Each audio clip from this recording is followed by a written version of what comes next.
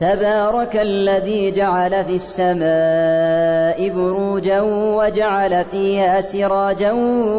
وقمرا منيرا وهو الذي جعل الليل والنهار خلفة لمن أراد أن يذكر أو أراد شكورا وعباد الرحمن الذين يمشون على الأرض هونا وإذا خاطبهم الجاهلون قالوا سلاما والذين يبيتون لربهم سجدا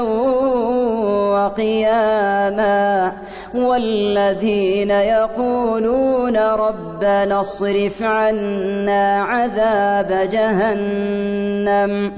والذين يبيتون لربهم سجدا وقياما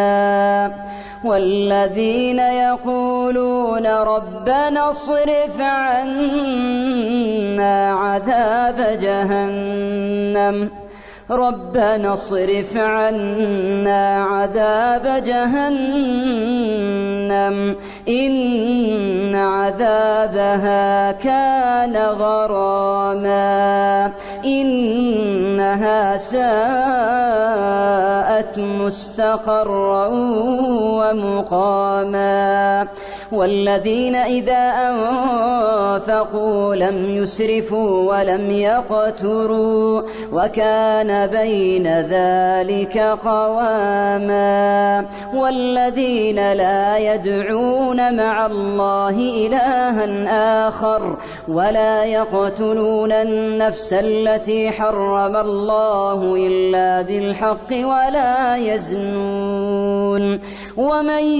يفعل ذلك يلقى أثاما يضاعف له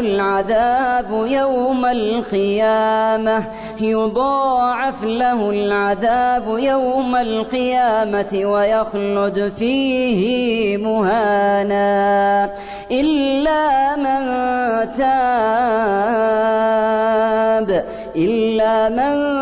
تاب وآمن وعمل عملا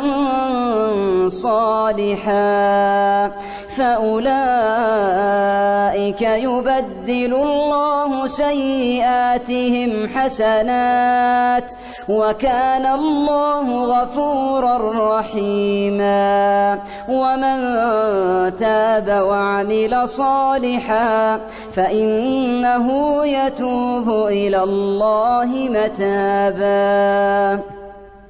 والذين لا يشهدون الزور وإذا مروا باللغو مروا كراما والذين إذا ذكروا بآيات ربهم